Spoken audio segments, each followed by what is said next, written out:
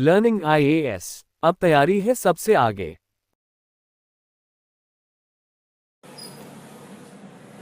भारत में वास्तुकला का इतिहास अत्यंत समृद्ध और विविधतापूर्ण है। यह हजारों वर्षों की सांस्कृतिक, धार्मिक और सामाजिक परंपराओं का परिणाम है, जो समय समय पर विदेशी प्रभावों के साथ मिलती गई है। भारतीय वास्तुकला की विकास यात्रा को विभिन्न युगों और शैलियों में विभाजित किया जा सकता है, जिसमें प्राचीन, मध्यकालीन और औपनिवेशिक काल के साथ साथ आधुनिक वास्तुकला का भी महत्वपूर्ण योगदान है। प्राचीन भारतीय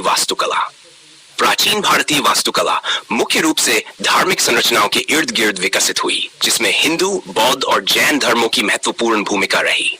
सबसे प्राचीन स्थापत्य उदाहरण हड़प्पा और मोहनजोदड़ो सभ्यता सिंधु घाटी सभ्यता में मिलते हैं, जो ईसा पूर्व 2000 के बीच फले फूले थे। ये सभ्यता नगर नियोजन, जल निकासी प्रणाली और ईंटों से निर्मित इमारतों के लिए जानी जाती है।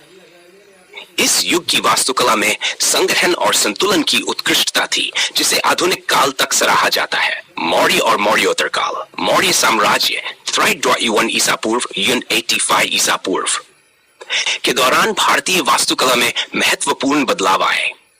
इस काल में अशोक के स्तंभ और स्तूप निर्माण के उदाहरण मिलते हैं। स्तूप बौद्ध धर्म के प्रतीक थे और इनका उद्देश्य गौतम बुद्ध के अवशेषों को संरक्षित करना था। सांची का महान स्तूप, जो 3री शताब्दी ईसा पूर्व का है, मौर्य काल के प्रमुख स्थापत्य में से एक है।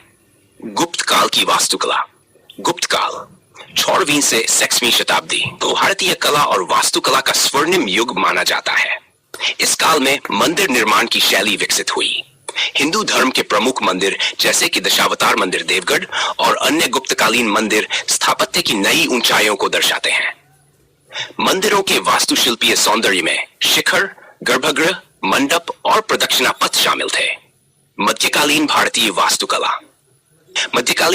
वास्तुकला मुख्य रूप से मंदिर निर्माण और इस्लामी स्थापत्य का मिश्रण है। इस समय भारत में कई अलग अलग राजवंशों का शासन था, जिनमें से प्रत्येक ने वास्तुकला में अपनी छाप छोड़ी। द्रविड़ और नागर शैली। दक्षिण भारत में द्रविड़ शैली का विकास हुआ, जिसका सर्वश्रेष्ठ उदाहरण तमिलनाडु के चोल और पांड्य राजवंशों द्वारा निर्मित मंदिरों में मिलता है। बृहदेश्वर मंदिर और मीनाक्षी मंदिर इसकी उत्कृष्ट कृतियां हैं।